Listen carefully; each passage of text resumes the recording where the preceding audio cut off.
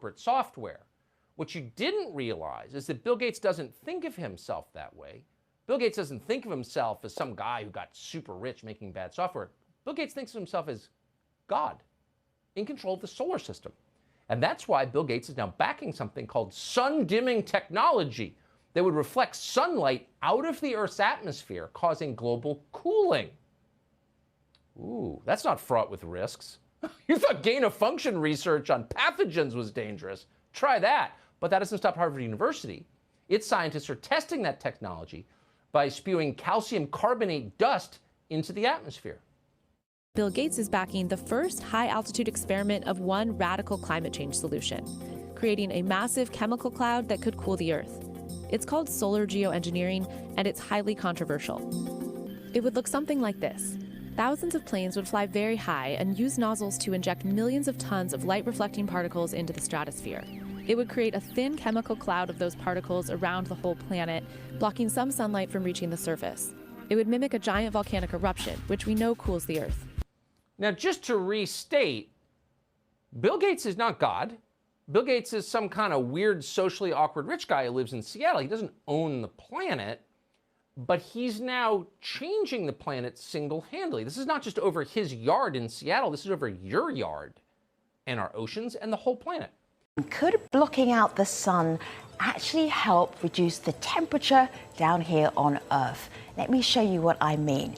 For instance, you could have material pumped into our stratosphere. That material could reflect the sun's rays or solar energy all the way back to the sun, meaning that we down here are kept cooler. That is a very basic, rudimentary understanding of solar geoengineering. There are pros, there are cons, there are knowns and unknowns. There is a debate. Let's take a look. Should we be pursuing solar geoengineering? The answer is that we just don't know. What we do know is that the impacts of climate change are serious and getting worse, and that we're not doing all we need to do to address the climate crisis. Solar geoengineering might be a useful part of the portfolio of responses, but it also entails a wide range of poorly understood risks. A well-designed research program can help us understand those risks and whether or not solar geoengineering deserves a spot in the portfolio of climate change responses. Solar geoengineering is a really dangerous idea. It is messing with the global climate system. It is basically just about suppressing some of the symptoms of climate change. It is not doing anything about the root causes, and it comes with tremendous risks for global communities and ecosystems. So instead of betting on high-risk techno fixes, what we really should be doing is get out of fossil fuels. That means coal, oil, and gas, and not be expanding any of that infrastructure. And there's really no way we can geoengineer our way out of the climate crisis. Some of our guests are nodding their heads, some of our guests are shaking their heads. Let the debate begin. Hello, David. Hello, Anjali. Hello, Kelly. Really nice to have you on the stream. David, will you introduce yourself to our international audience? I'm David Keith. I'm professor at Harvard in public policy and also engineering.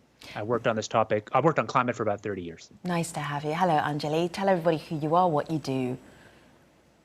Hi, everyone, and thank you, Femi, for having me on the show. My name is Anjali Vishwamohanan. I'm an energy policy consultant based in New Delhi, India. I haven't really done research on solar geoengineering. My interest in the space is purely from a person that's interested in climate change and the sort of solutions that we are looking at to deal with climate change.